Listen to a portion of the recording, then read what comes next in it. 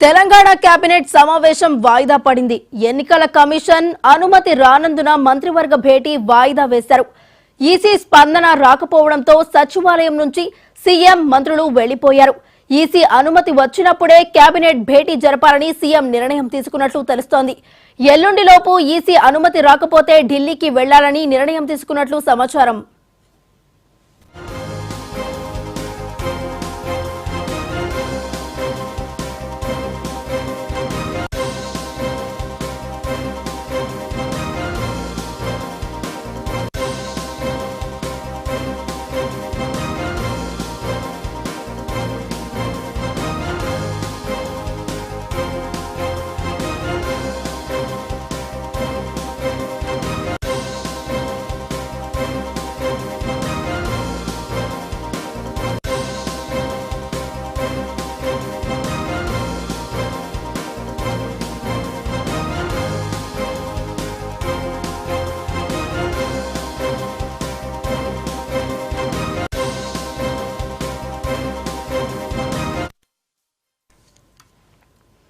Telangana cabinet సమావేశం వాయిదా పడింది. ఎన్నికల కమిషన్ అనుమతి రానందున మంత్రివర్గ భేటీ వాయిదా వేశారు. ఈసీ స్పందన రాకపోవడంతో సచివాలయం నుంచి సీఎం మంత్రులు వెళ్లిపోయారు. ఈసీ అనుమతి వచ్చినప్పుడే కేబినెట్ భేటీ జరపాలని సీఎం నిర్ణయం తీసుకున్నట్లు తెలుస్తోంది. ఎల్లుండిలోపు ఈసీ అనుమతి రాకపోతే ఢిల్లీకి వెళ్లాలని నిర్ణయం తీసుకున్నట్లు సమాచారం. మరి ఇదే అంశానికి సంబంధించి మా స్పెషల్ కరెస్పాండెంట్ శ్రీకాంత్ అందిస్తారు. శ్రీకాంత్, వైష్ణవి, ఈ రోజు జరగాల్సిన తెలంగాణ కేబినెట్ సమావేశం ఈసీ నుంచి అనుమతి రాకపోవడంతో వాయిదా పడుతుందని చెప్పుకోవచ్చు. ఎన్నికల కమిషన్ అనుమతి రానందున ఈ రోజు జరగాల్సిన మంత్రివర్గ సమావేశం వాయిదా వేయడం జరిగింది. అయితే శనివారం మధ్యాహ్నం కేబినెట్ సమావేశం నిర్వహించాలని ముఖ్యమంత్రి రేవంత్ రెడ్డి మొన్ననే నిర్ణయించారు. అయితే ఎన్నికలకు కూడా అమల్లో ఉన్నందున కేబినెట్ సమావేశానికి ప్రభుత్వం ఈసీ అనుమతి కోరింది. కానీ శనివారం రాత్రి వరకు కూడా ఈసీ నుంచి అనుమతి రాలేదు.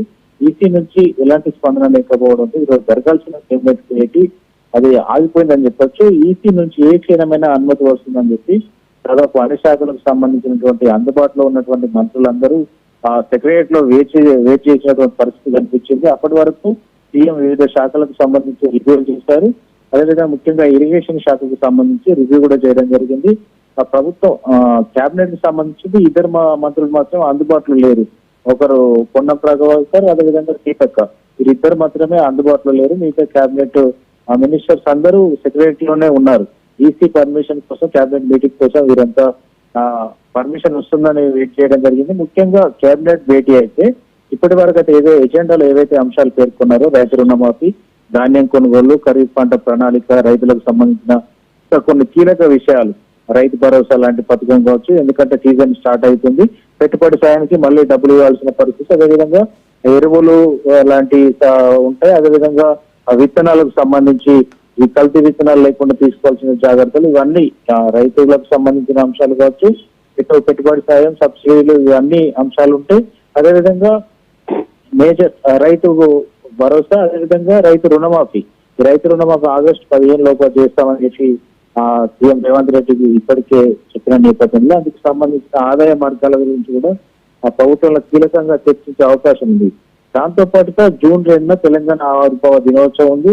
ఆవిర్భావ దినోత్సవ వేడుకలు, అదేవిధంగా ఇతర అంశాలు ఏవైతే పునర్విభజన చట్టంలో పేర్కొన్నటువంటి అంశాలు ఏవైతే ఉన్నాయో అవి అపరిష్కృతంగా ఉన్న అంశాలు, అదేవిధంగా పెండింగ్ లో ఉన్నాయి. వీటన్నిటిపైన చర్చించేందుకు కేబినెట్ డిసిషన్ తీసుకునే అవకాశం ఉంది. అయితే ఈసీ అనుమతించలేదు.